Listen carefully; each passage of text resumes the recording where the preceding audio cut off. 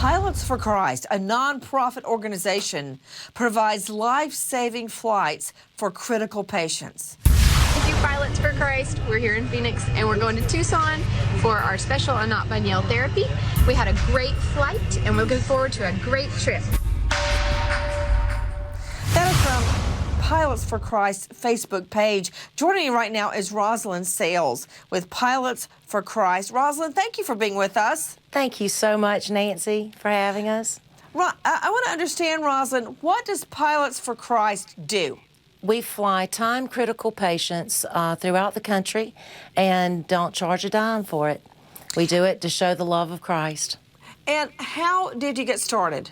It started in 1994 as a chapter of Pilots for Christ International, and two pilots decided that they wanted to do this, and it got started, and they bought an airplane, and we've been going ever since. How long have you been working with Pilots for Christ? I've been with this organization for 2 years. And what type of patients do you fly around?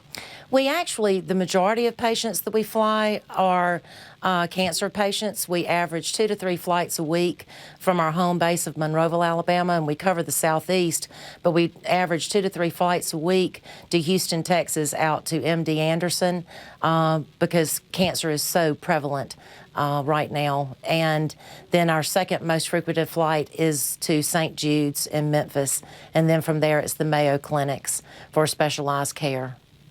Wow. With me is Rosalind Sales, the PR director of Pilots for Christ, who give their time and their energy to flying critically ill patients for free. With me is Joe Scott Morgan, death investigator. How critical is this type of service?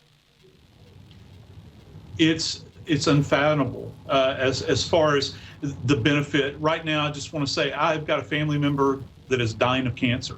And she's been fighting this battle for a long time, and she's been going to MD Anderson. And it's because of people like Pilots for Christ that reach out to people that don't have the means that can transport them. You can't put a value on this. There's so many people that are out there hurting. You know, in need of Joe this. Scott, our friend of the show, Erin DeChara, is fighting cancer. A brutal and aggressive cancer at MD Anderson. She has been away from her home, from her children now since July, and has been too weak to travel.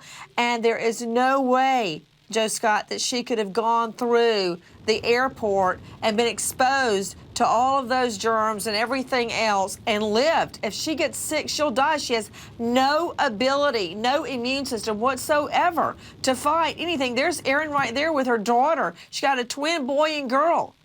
And they contacted Pilots for Christ, and they said, sure, we'll help you. You know, I want to go back to Rosalind Sales, the PR director for Pilots for Christ. When you work with these people, when you help them get back to their family, and they are facing death, they are looking down the wrong end of the barrel, straight at death every day, fighting, as you say, mostly cancer. What have you learned? I've learned that there are some tremendously strong people out there with tremendous faith in our Savior, Jesus Christ. And it is a humbling and amazing thing to watch. They're stronger than we are in their battle.